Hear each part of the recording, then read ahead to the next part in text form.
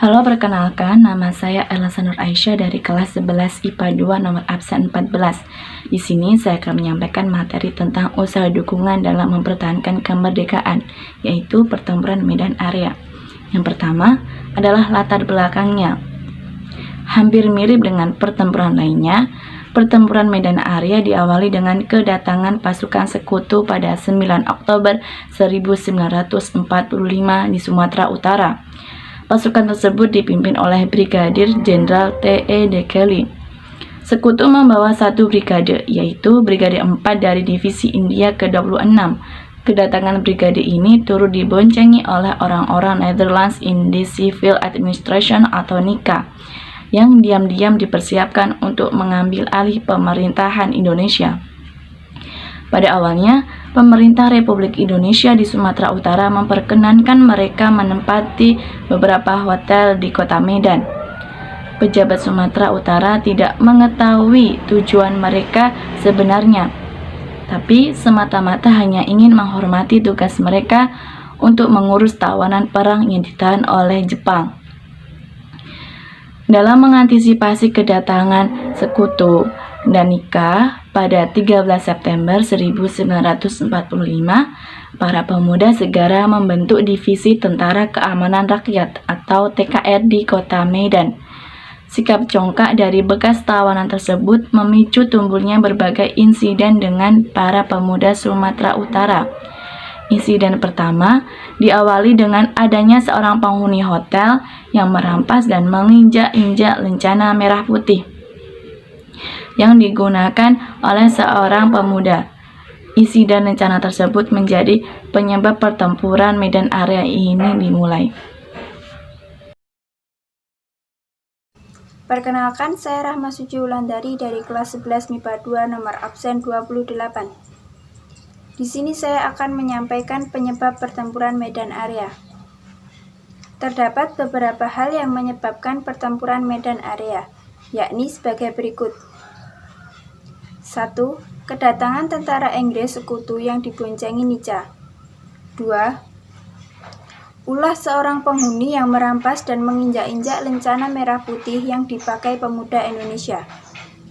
3. Inggris mengeluarkan ultimatum kepada bangsa Indonesia. 4. Bekas tawanan yang menjadi arogan dan sewenang-wenang. Saya Jaya Purnadita akan menyampaikan proses dan usaha Medan Area. Proses dan usaha Medan Area. Soekarno dan Muhammad Hatta atas nama bangsa Indonesia telah menyatakan proklamasi kemerdekaan tanggal 17 Agustus di Jakarta. Kabar gembira tersebut baru sampai ke rakyat Medan Area 10 hari berselang, atau pada tanggal 27 Agustus 1945. Namun kedatangan pasukan sekutu yang disertai oleh NICA atau bala tentara Belanda membuat rakyat dan kaum pejuang di Sumatera Utara merasa terusik. Ahmad Tahir dalam Bunga Rampai Perjuangan dan Pengorbanan mengisahkan di pedang Belanda mulai menunjukkan pergerakan yang mencurigakan. NICA mengumpulkan para mantan serdadu Belanda di Medan untuk membentuk kembali kekuatan militer mereka. Para pemuda di Medan pun segera mengambil sikap. Dimotori oleh Ahmad Tahir yang pernah bergabung dengan tentara sukarela, pada masa pendudukan Jepang dibentuklah Barisan Pemuda sebagai tindakan antisipasi. Barisan Pemuda di Medan punya ciri khas, yakni mengenakan lencana merah putih. Tanggal 13 Oktober 1945, tentara Belanda menginjak-injak lencana kebanggaan tersebut. Insiden inilah yang memicu terpecahnya perang di Medan. Dalam peristiwa yang disebut pertempuran Medan Area itu, pihak Republik berhasil mengumpulkan hampir 100 orang serdadu Belanda. Hal ini membuat militer Belanda murka dan menetapkan sejumlah aturan. Ditegaskan oleh Belanda bahwa rakyat Indonesia di Medan tidak boleh membawa senjata. Mereka yang masih membawa senjata tidak diwajibkan menyerahkan kepada pihak Belanda atau sekutu. Simbol pembatas ini adalah papan-papan di dalam terdapat tulisan Fixed Boundaries Medan Area. Penyebutan Medan Area sebagai nama pertempuran ini diklaim berawal dari papan tersebut. Konflik kian membara. Terjadilah peperangan lagi pada 10 Desember 1945. Pasukan RI di bawah komando Abdul Karim meladeni tentara sekutu atau Belanda di Dari Tua. Di kota Medan, sekutu dan NICA melancarkan serangan besar-besaran.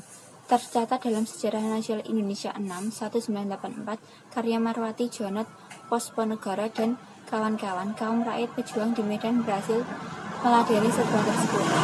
Perang yang terjadi membuat jatuhnya banyak korban dari kedua belah pihak. Buku Republik Indonesia Sumatera Utara 1953 mencatat kala itu kota Medan digempur peperangan. Situasi kacau balau dan prajurit sekutu melakukan berbagai tindakan keji yang membuat rakyat Medan kian beka. Selanjutnya, seorang perwira Inggris diculik oleh pemuda. Beberapa truk berhasil dihancurkan. Dengan peristiwa ini, Tatkali kembali mengancam para pemuda, Republik akan menyerahkan senjata mereka. Tulis penyusun buku Sejarah Nasional Indonesia 6 1984 karya Marwati Djonot Posponegoro. Aksi-aksi bersenjata itu lalu dikenal sebagai Pertempuran Medan Area. Setelah itu Medan terbagi dua, sisi timur yang dekat laut dikuasai sekutu, sementara sisi Kenalkan, nama saya Aprilia Devi Rahmawati, nomor absen 7 dari kelas 11 IPA 2. Di sini saya akan menyampaikan materi tentang peran tokoh dalam pertempuran Medan Area. Yang pertama ada Ahmad Tahir. Pada saat terjadinya pertempuran Medan Area, Ahmad Tahir memiliki inisiatif untuk membentuk suatu barisan pertahanan. Ahmad Tahir memiliki peranan yang cukup penting dalam memberi semangat kepada pemuda di Sumatera untuk mempertahankan kemerdekaan dari serangan sekutu atau Nika. Yang kedua ada Dr. Ferdinand Lumban Tobing, ditugaskan sebagai dokter pengawas kesehatan bagi Romusa, kaum pribumi. Yang ketiga ada R. Suharjo Harjowardojo. R. Suharjo Harjowardojo diangkat sebagai kepala markas besar TKR Sumatera, Dr. A.K. Gani, kemudian mengeluarkan instruksi yang menyatakan bahwa Sumatera dibentuk menjadi 6 divisi di bawah Komandan Mayor Jenderal Suharjo Harjowardojo.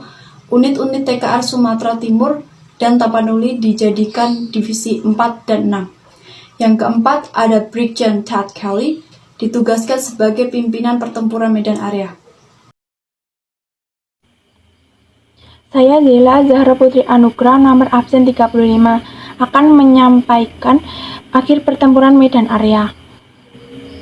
Sekutu dan Nica akhirnya berhasil menduduki kota Medan pada April 1946. Pusat perjuangan rakyat Medan pun terpaksa digeser ke Pematang Siantar. Kendati begitu, masih terjadi perlawanan termasuk pada 10 Agustus 1946 di Tebing Tinggi. Para komandan pasukan RI yang berjuang di Medan kemudian bertemu dan membentuk satuan komando bernama Komando Resimen. Laskar Rakyat Medan Area tanggal 19 Agustus 1946 dibentuk Barisan Pemuda Indonesia di Kapanjai. Laskar-laskar rakyat di berbagai daerah di Sumatera Utara terus melancarkan perlawanan terhadap sekutu dan Nica, meskipun kota Medan telah diduduki.